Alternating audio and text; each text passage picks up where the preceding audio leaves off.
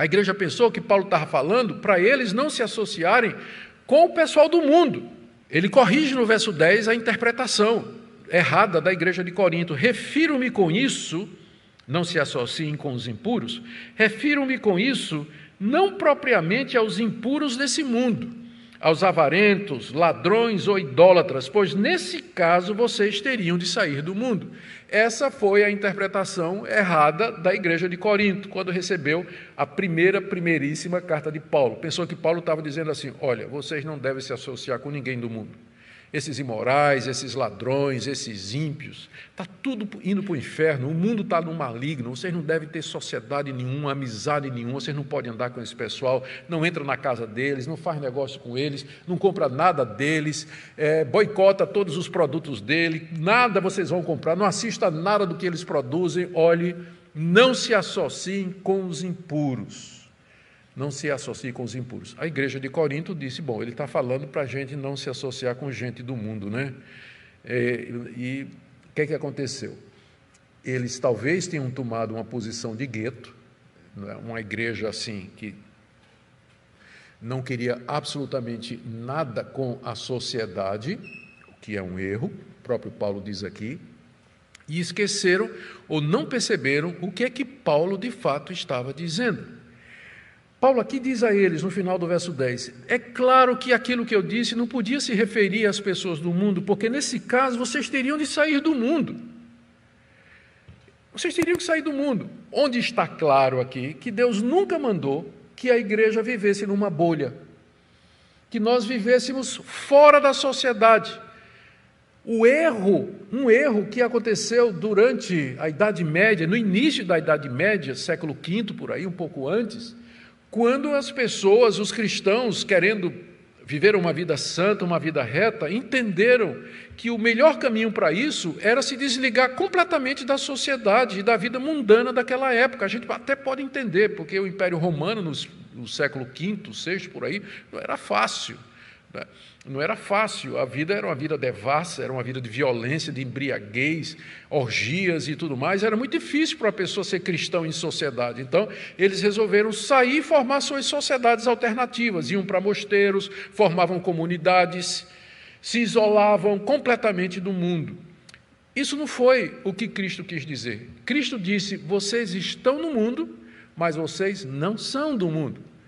Mas ele também não orou, quando orou, disse assim, quando ele orou ao Pai por nós, ele disse, eu não peço, Pai, que os tires do mundo, mas que os livre do mal. A igreja é chamada para ser sal e luz, então ela tem que estar na sociedade, por mais depravada, corrompida que a sociedade seja, a igreja tem que estar lá, para ser sal e luz, para dar testemunhos, se for preciso, a custo da sua própria vida, da sua segurança, dos seus bens, da sua liberdade, o que quer que custe. Mas ela está no mundo exatamente para isso. E a igreja de Corinto, com os seus desejos de ser uma igreja espiritual, entendeu que talvez Paulo estava recomendando que eles se afastassem completamente das coisas do mundo. É claro, o apóstolo Paulo jamais aprovaria que o cristão participasse de determinados eventos ou de programações ou de determinadas instituições onde ele haveria de viver na prática do pecado como os pagãos. Mas existe muita coisa que a gente pode fazer em comum com quem não é crente. Muita coisa. É o que nós chamamos de graça comum. Graça comum. Ou seja, o favor de Deus estendido a toda a humanidade, permitindo que as pessoas tenham decência, tenham moral, sejam honestas, trabalhadoras, que sejam leais, que cumpram sua palavra, que permite que a sociedade funcione. Então, os cristãos podem ter bons relacionamentos com pessoas que não são cristãs, a menos que essas pessoas, de alguma forma, queiram nos levar a viver uma vida pecaminosa ou a seguir determinados padrões de vida que estão de desacordo com a palavra de Deus. E aí é quando nós temos que renunciar ao mundo. Nós temos que dizer não, mas tem muita coisa que a gente faz em comum. Eu tenho certeza que, provavelmente, o Uber que você usou nessa noite para chegar aqui, talvez o motorista não fosse crente, não é isso? Mas você se valeu dos serviços dele. E daqui, quando você sair para comer em algum lugar, você vai comer num restaurante, talvez, de alguém que não seja cristão, talvez seja até um idólatra. E assim por diante. Deus nunca nos chamou para sair do mundo. nesse sentido, mas para influenciar o mundo. O sentido do que Paulo disse, e aqui agora a gente volta para o nosso ponto, está aqui no verso 11. Mas agora escrevo a vocês que não se associem com alguém que, dizendo-se irmão, for devasso, avarento, idólatra, maldizente, bêbado ou ladrão, nem mesmo comam com alguém assim. Paulo aqui pegou muito mais pesado com aqueles que se dizem cristãos e vivem uma vida imoral do que com os imorais do mundo. Paulo diz, olha, eu não estou mandando você sair do mundo, eu não estou mandando você não se associar com as pessoas do mundo, os imorais, eu não estou mandando isso, mas eu estou dizendo que vocês não se associem com alguém que está na igreja e diz que é crente, fez profissão de fé, foi batizado, foi apresentado à igreja, se diz membro da igreja, participa das coisas de Deus, mas ele vive como um devasso, avarento, mão de vaca, não é?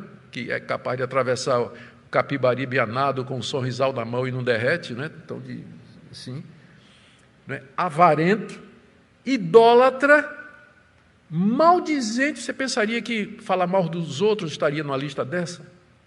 Paulo diz, olha, você não se associe com gente que tem língua comprida, cuja língua percorre os céus e a terra, falando mal dos outros, difundindo fofoca. Hoje em dia não é mais a língua, é o teclado, né? Fake news. Maldizente, bêbado ou ladrão. É com esse tipo de gente que vocês não devem se associar. Como eu disse, o segundo ponto de Paulo aqui, o primeiro foi baseado na festa da Páscoa. O segundo foi na necessidade de uma separação legítima, não do mundo, num certo sentido, mas de pessoas que dentro da igreja vivem de acordo com o mundo. Com esses, nós não deveríamos ter sociedade alguma. Veja o que Paulo diz aqui, com esses, nem mesmo comam com alguém assim. É porque a gente hoje, a nossa sociedade é muito diferente da sociedade oriental e a gente não percebe o peso do que a gente está dizendo assim. Mas naquela época, comer com os irmãos era sinal de comunhão, de fraternidade e de aceitação.